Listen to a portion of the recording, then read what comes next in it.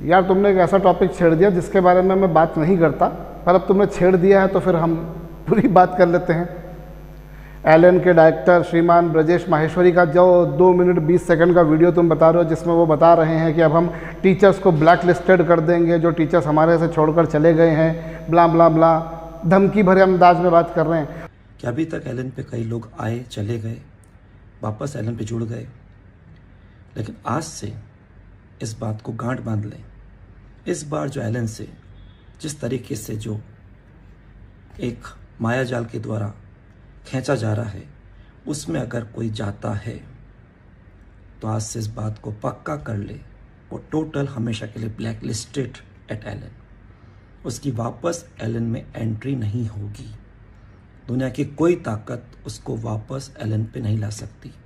और मैं तो इतना कह रहा हूँ, जब तक एलन है मैं हूँ, मैं ऐसा कभी होने नहीं दूंगा। तो ये उनका अंदाज कोई नया नहीं है, वो हमेशा से ऐसे ही करते आए हैं। लोगों की क्या है, लोगों की याददाश्त बड़ी छोटी होती है। ऐसे ही 3, 4, 5 साल पहले उनका एक वीडियो आया था जिसमें उन्होंने कहा था कि मैं इस कोचिंग इंडस्ट्री का डॉन हूँ, कोटा में यहाँ पर एक परिंदा भी पर नहीं मार सकता मेरी इच्छा के बगैर, उनका ये कहना था। तो उनका तब भी लहजा ऐसे ही था, वो अपने टीचर्स को बकायदा पूरी धमकी दे रहे थे, क्योंकि उस समय क्या रहा था, टीचर्स उनके यहाँ से छोड़ कर अपनी खुद की कोचिंग इंस्टीट्यूशन चालू कर रहे थे। अभी उनके जो सबसे महान टीचर्स थे, आशीष अरोरा जी और वो भार्गव जी, उन्होंने छोड़कर अन अकेडमी ज्वाइन कर लिया। और ये तो वो लोग हैं जो बहुत महान की कैटेगरी में आते हैं एलन के अकॉर्डिंग, वरना उनके बहुत सारे एलन के बहुत सारे टीचर्स अन अकेडमी चले गए। जाने हैं जिसको बोलते हैं ना, जैसी करनी वैसी भरनी, ये वही एलन है, ये वही ब्रजेश माहेश्वरी है जो खुद भी दूसरी कोचिंग के टीचर्स को ऐसे ही तोड़ के लाए हैं।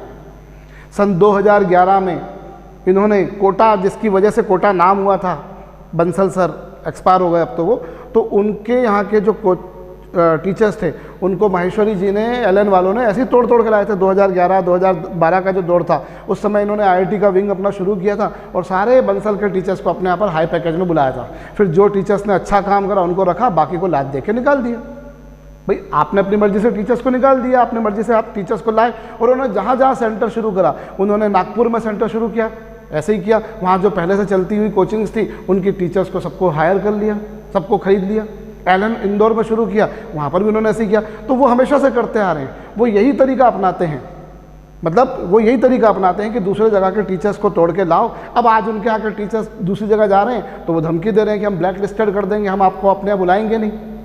ये वही आशीष अरोरा है जो पहले फिटजी पे काम करते थे, तो फिटजी से उनको ये तोड़ कर लाए थे। तब इनको याद नहीं आया कि ये फिटजी से तोड़ कर लाए हैं, आज इनके यहाँ से वो अन अकेडमी पर चले गए। तो ये होना है और ये कोई बड़ी बात नहीं। और एलन ने तो, मतलब मैं कहूँ जिसको एक प्रोफेशनल वर्ड जो होता है ना, बड़ा अच्छा वर्ड होता है। एलन प्रोफेशनल नहीं है, एलन पूरी तरह से कॉमर्शियल है। एलन ने टीचर्स छोड़ो, बच्चों को भी कैप्चर किया। हमारे यहाँ का बच्चा अंकुश माहेश्वरी, वो भी माहेश्वरी है, मेरे यहाँ का बच्चा अंकुश माहेश्वरी आईआईटी की अच्छी तैयारी कर रहा है, मेरे पास में 10वीं से पढ़ रहा, 10वीं मेरे पास से करी, 11वीं मेरे पास से करी, 12वीं में दिसंबर जनवरी तक मेरे पास में रहा। केवीपीवाई में सिलेक्शन हो गया, केवीपीवाई में अच्छी रैंक लग गई। इन सो कॉल्ड कोटा की बड़ी बड़ी कोचिंग इंस्टीट्यूशन, यानी कि एलन वालों को मालूम पड़ गया, ये उठा के मेरे बच्चे को ले गए। वहाँ पर जाके उसने अंकुश माहेश्वरी ने अच्छी रैंक मार दी, इन्होंने क्या करा, नाम दे दिया कि साहब एलन से सिलेक्ट हुआ।